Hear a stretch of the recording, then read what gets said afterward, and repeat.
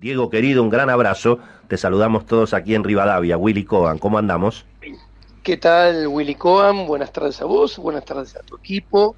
Un placer estar con ustedes. Bueno, ¿por dónde Y que se empezamos? interesen por mi visión. A ver, ¿cómo la veo yo? Yo estoy realmente muy preocupado porque la situación que se viene es extremadamente difícil y además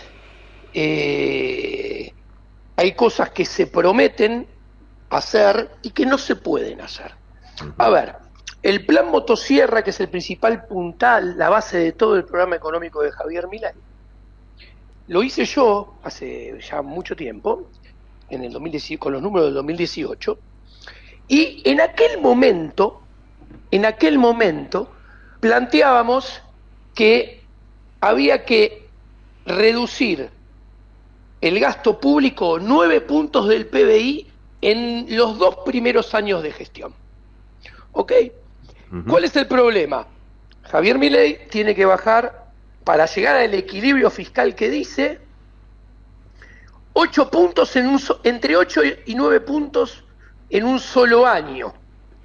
¿Ok? Lo cual no se puede hacer. ¿Por qué?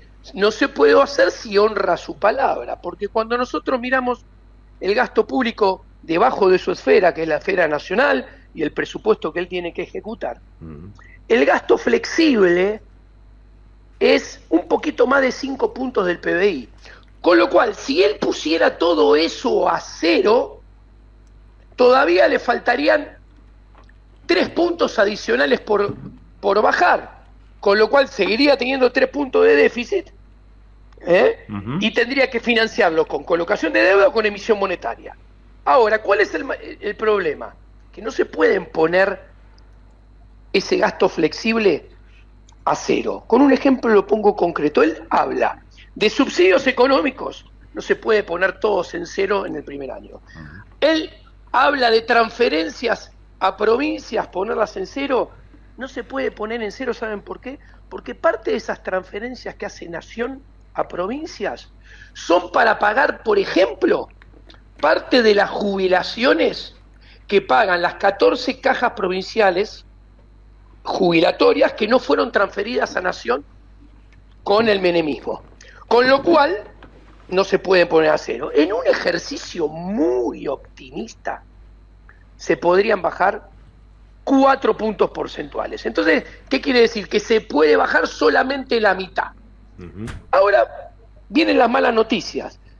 Fíjense, presten atención, es la primera vez en la historia que gana un presidente unas elecciones y la gana holgadamente, por 12 puntos de diferencia, y no están todos los gobernadores haciendo fila para lamerle las manos, sino que es la primera vez en la historia que los 24 se juntaron casi al día siguiente, encabezados por Frigerio y Axel Kicillof, que son enemigos acérrimos, pero para esto se pusieron de acuerdo, ellos dos y los 24. Le exigen que el 53% de la recaudación de impuestos al cheque se coparticipe, o sea, le quieren sacar una parte, más de la mitad de la recaudación de impuestos al cheque, con lo cual le cae la recaudación, con lo cual ya el déficit le aumenta todavía un poquito más. Sigo con la mala noticia. Quería la unificación cambiaria, que evidentemente no va a haber. Ahora, hay un impuesto que él dice que lo quería reducir, que es el impuesto país. El impuesto país es el único impuesto que le gana por goleada a la inflación. En los 10 primeros meses del año, su recaudación pasó de 580, aumentó 580, mucho más que la inflación, 580%, pasando de recaudar un punto porcentual a equivaler a 6 puntos porcentuales de toda la recaudación. Ahora, perdón, ahí te interrumpo, Diego, en el sentido de que fíjate vos la inconsistencia, porque teóricamente el impuesto país deriva del cepo. Exactamente. Digamos, y si vos querés, además de las dificultades para levantar el cepo, si vas a depender del impuesto país, entonces nunca vas a poder levantar el cepo. Bueno, el cepo si ustedes escuchan declaraciones, parece que vino para quedarse. ¿Y cuál es el problema? Que el cepo es una violación a la libertad, el cepo es una violación a la propiedad privada, y el cepo es como siempre explicó Javier, es un desequilibrio permanente en el mercado cambiario, exceso de demanda de dólares, con lo cual te garantiza que si estabilizan el dólar va a ser por un ratito nada más. Y claro, porque además el impuesto país funciona cuando la gente compra dólares. Y Exacto. ya hemos dicho 20 veces que la Argentina funciona si la gente vende los dólares, no si la gente los Exacto. compra todo el tiempo, digamos, ¿no?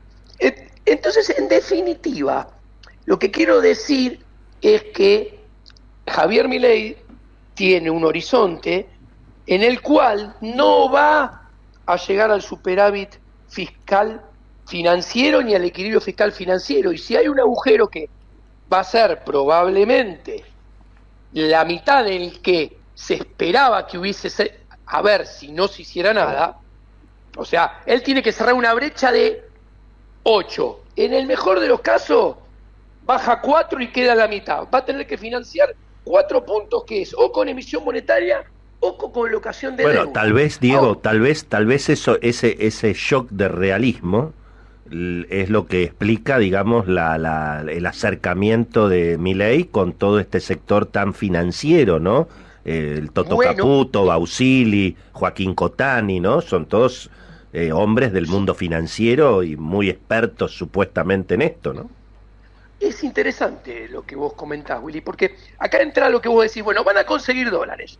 Yo voy a hacer un comentario rápido. A final del 2019, nosotros habíamos hecho el plan motosierra en el 2018, originalmente, que está en el libro Libertad, Libertad, y decíamos, hace falta un superávit primario de 3 puntos del PBI para que la deuda sea solvente en términos dinámicos, o sea, pueda ser pagable y entonces tenga refinanciamiento. En aquel momento la deuda sobre el PBI era 84%, con un tipo de cambio de verdad. Hoy es 84%, pero con un tipo de cambio de mentira, con lo cual en realidad es más alta la deuda. No sé, 100, 110, no vale la pena hacer la cuenta. El asunto es que si en aquel momento decíamos que necesitas un superávit primario de 3, si hoy es más alta, necesitas uno mayor.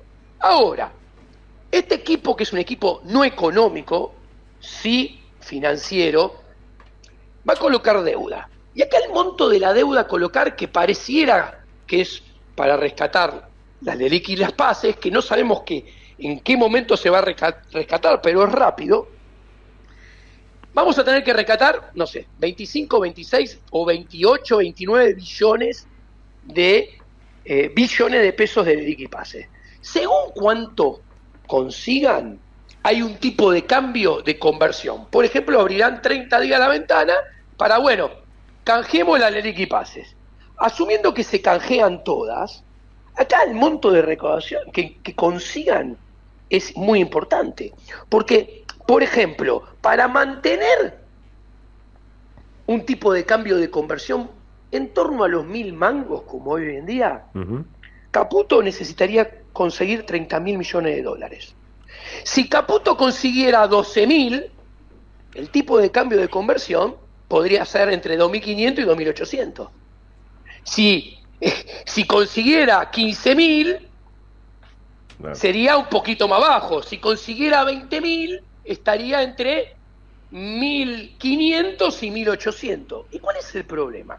Que si esa es la suma que consigue y va a un tipo de cambio de esta transacción del canje de LELIQ y PASES de 2.500 o 1.800, ustedes se imaginan que el dólar paralelo no va a estar más abajo que ese tipo de cambio de conversión.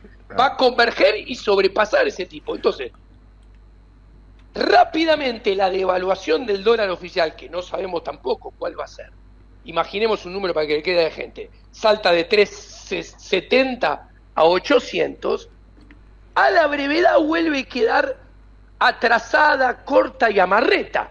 Y van a tener que venir una segunda o una tercera vuelta de aumento del tipo de cambio oficial. La inflación y los impuestos están erosionando tus ingresos, pero quiero darte una solución. Únete a mi exclusivo curso de economía y obtener las herramientas necesarias para proteger tus ingresos de las políticas estatales. Además, adquirí el paper académico que impresionó a Jesús Huerta de Soto y descubrí por qué el oro es el mejor dinero. Encontrá mi dirección de contacto en la descripción y toma el control de tu futuro económico y financiero. No permitas que otros controlen tu destino y roben el futuro de tu esfuerzo. ¿Estás listo para cuidar tus ingresos? Sin más interrupciones, sigamos con el video. En esa mirada, con ese escenario, vamos a la segunda parte que yo te quería consultar. Sí.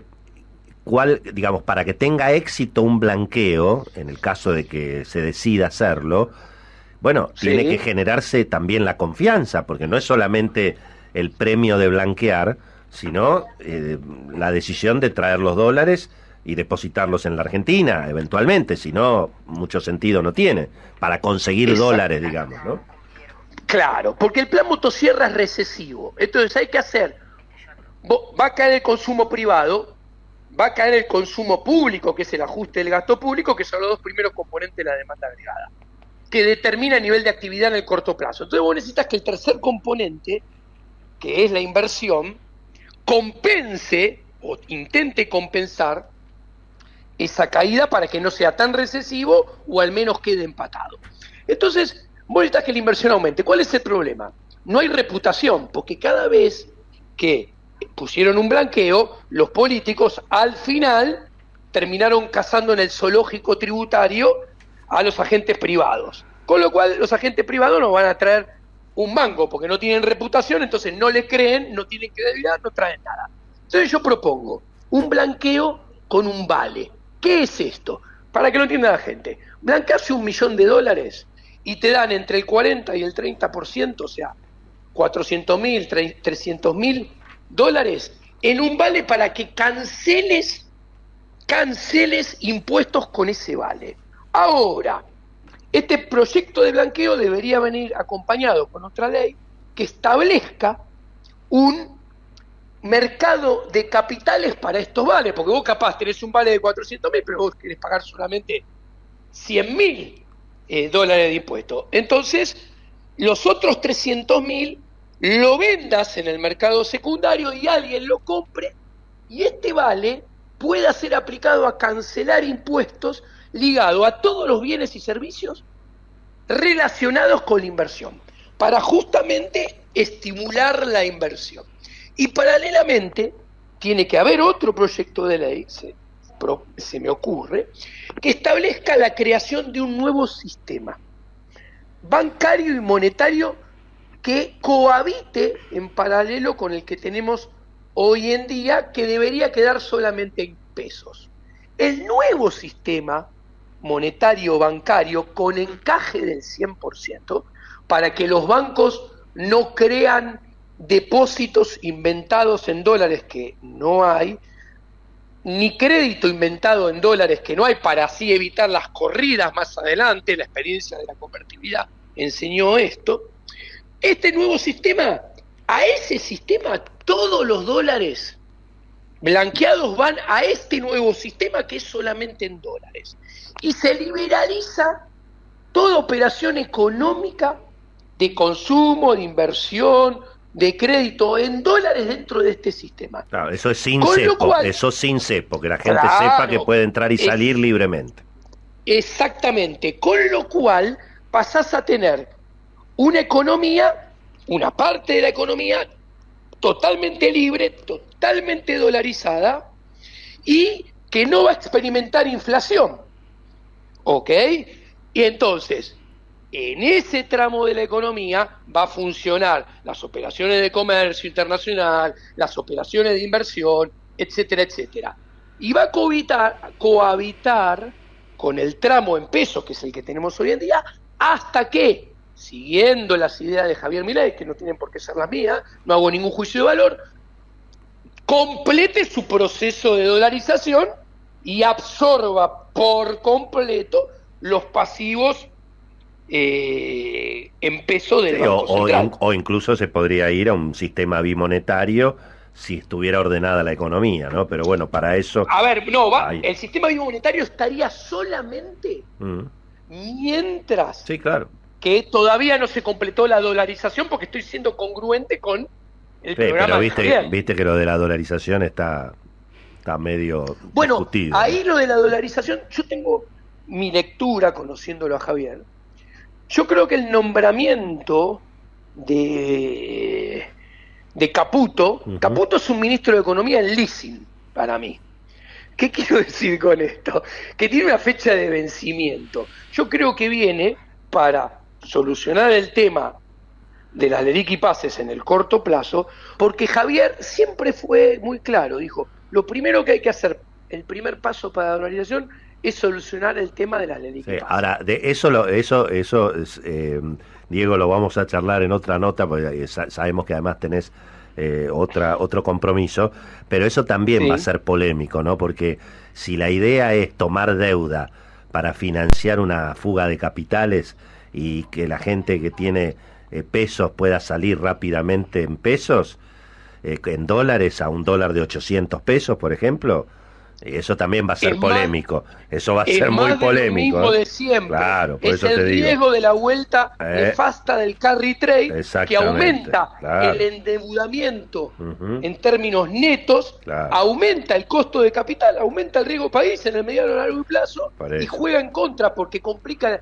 el escenario fiscal que va a terminar exigiendo un ajuste mayor por un lado y Sí, sí, complica del otro lado el tema de el crecimiento económico vía inversión, porque si aumenta el costo de capital, aumenta el riesgo del país, eso atenta contra la inversión, no la estimula. Por Ujú. eso para mí no es la mejor salida Toto Caputo y su plan para cambiar la ley que pase. Pero bueno, yo acá Vamos a no ver, importa, vamos a ver esto si ya está hay, jugado. vamos a ver si hay Pareciera. vamos a ver si hay, además vamos a ver si hay aquellos 30.000 millones de dólares. Eso también lo quiero ver. Diego, querido, un abrazo grande. Hemos escuchado a Diego Giacomini, Un abrazo enorme. un interesante, siempre muy interesante hablar con él. Y bueno, y esta idea, que a mí realmente me parece muy, muy interesante, de ya que los argentinos tenemos los dólares, bueno, buscar las alternativas para que esos dólares vuelvan. No es solamente un blanqueo, hay que, por supuesto, generar confianza, generar acuerdos políticos, bajar el déficit, en fin, todo lo que ya hemos hablado. Diego, un abrazo grande, gracias como siempre. Un abrazo grande, chao, chao.